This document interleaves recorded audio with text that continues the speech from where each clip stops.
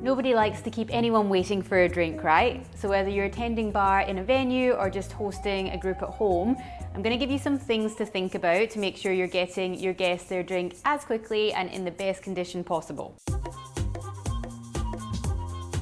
In this episode, I'm going to be concentrating more on mixed drinks, so things like vodka sodas and gin and tonics. But if it is the kind of content you'd like to see more of, then definitely let me know. I could look at things like building a round of cocktails or quite a larger mixed round and how to deal with that.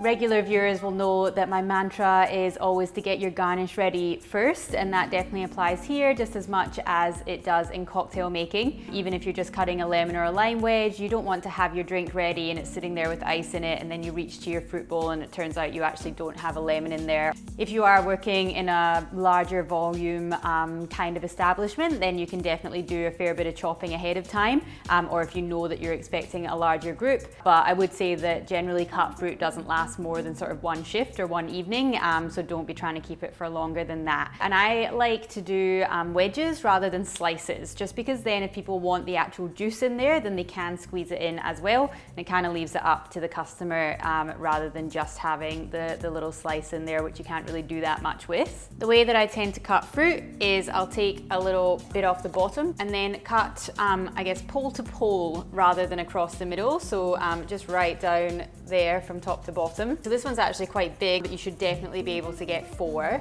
And you'll see some of them with the pith on there, it just looks a little bit messy, so I go back and take that bit off. Then we're gonna go the same with our lemon, so just the bottom off there.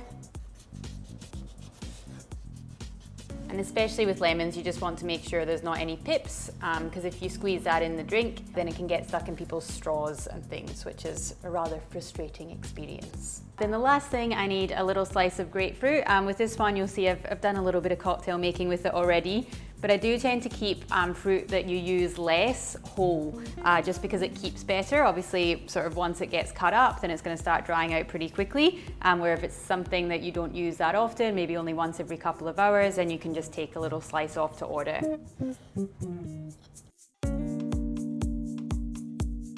What we're making for our round today is a vodka soda lime, a gin and tonic, a fancy gin and tonic, bourbon and dry, and a scotch and coke.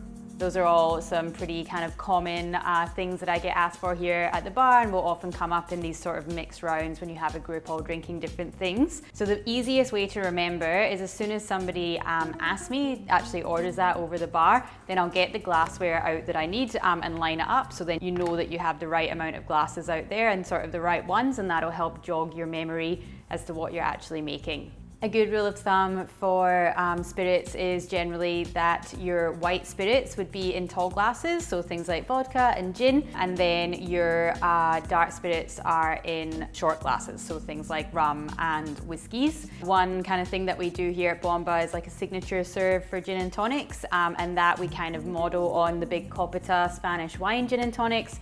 So we do it in a little stemless wine glass instead, just to have that kind of nice round feel to it. But that's my vodka soda, gin and tonic, fancy gin and tonic, and my bourbon and my scotch all nicely lined up there. And then what I like to do, again, because my memory isn't always the best, I'm sure it's nothing to do with all the shots I've had in my lifetime, and also just because obviously in a busy bar, quite often you can get interrupted. If somebody smashes a glass or something while you're making a round, you might have to jump out and deal with that. So to make sure you always know exactly where you're up to, I pour from what I have in my head as the lightest spirit through to the heaviest. So I would always start with vodka, then go through to gin, then I'd do something like white rum, then sort of bourbon and into scotch. It's really just to make sure that you do it the same way every single time, so that if you, for instance, get cut off, get stopped and have to do something else here, then you know what you have left to pour in your glass. Now we're going to get started with some vodka. The other benefit of doing it like this is you don't really have to rinse your jigger in between, because everything's getting progressively more flavorful essentially. So unless you're using something actually quite sticky that's going to cling to the inside of the jigger, you can kind of just keep going there. So then we've got our house pour gin. We're going to do one of our little signature gin and tonics, which is with Melbourne Gin Company, so a local gin. Then our bourbon. And last but definitely not least, the scotch.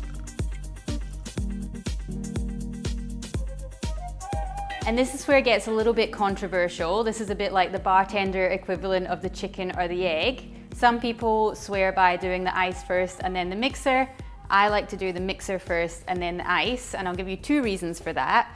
One is again, in case you get interrupted or something, I kind of think of ice as a bit of a ticking time bomb, if that doesn't sound too dramatic. But once it's in the glass, it's starting to melt. And so again, if you have your ice in here and you get interrupted before you get to finish the drink, then that could end up actually having to go to wastage, rather than if it's just got the mixer in there, you can again press pause if necessary. And the other is that it means that you're gonna have a consistent amount of mixer in every single time. So you can kind of see where it sits on each glass and know that you're going to be pouring that same thing. Otherwise, if you have the ice in there first, then it does tend to shift as you pour the mixer in, and so sometimes you could end up with, you know, a fair like shot or two more of mixer than you usually would. So we're going to go soda in our vodka, our regular house pour tonic, which is Cappy, in our Tanqueray, and then a little fancy Fever Tree in our fancy gin and tonic, and then a little dry in our bourbon, and Coke in our Scotch. So I sort of know from experience using this glassware that that's about the level that should, once I add ice, bring it up to a nice, just sort of little half a centimetre beneath the rim of the glass, so that, you know, there's a bit of room there so people can carry it and not spill it everywhere, but it's still nice and full and feels like a full drink. Obviously, if I add in the ice and then any of it looks a little bit low, then we can top it up. And as always, as much ice as possible is good. It actually slows the dilution, it's not ripping you off, and if you don't trust me on that, then we do have a full video which you can have a little look at here. Now, one argument for adding the ice first is that obviously now at this point you are in danger of doing a little bit of splashing. What I normally do is just do a cube or two in each glass first, and that kind of allows it to foam up a bit and settle, and then you can just dump the rest in.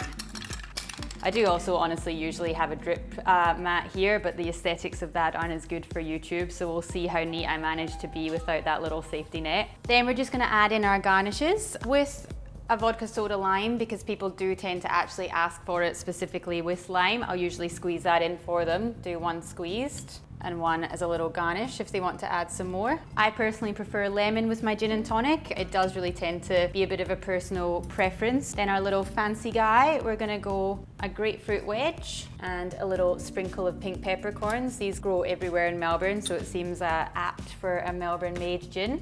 And then I do a little lime in my bourbon and ginger, and nothing in the Scotch and Coke. Lime and ginger is obviously a really nice flavour combination.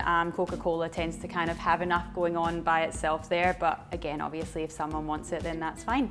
Last but not least, we've got some straws. So these really tall and narrow glasses are quite hard to drink out of without having ones, but something like this with a broader lip, and especially the ones that are kind of funneled up towards your nose with nice garnishes and things, I actually tend to leave strawless unless asked for. So there we have a round of drinks. I promise it would have been a bit quicker had I not explained every step. I'll need to time myself at some point, but I think that they all look, you know, present really well, all have a nice wash line, they look really refreshing, full of ice, nice and fizzy and delicious. So if you follow this set of guidelines, then you will start to get a little bit quicker. You should find a nice rhythm, and with a bit of practice, you'll be the fastest vodka soda lime slinger in town. If you do find these kind of hints and tips for speed and efficiency behind the bar quite useful, then you could have a look at our bartending course, which we did in collaboration with International Open Academy. There's a link to that below if you're interested. But there you have a speedy and mistake-free round of drinks. So now you know.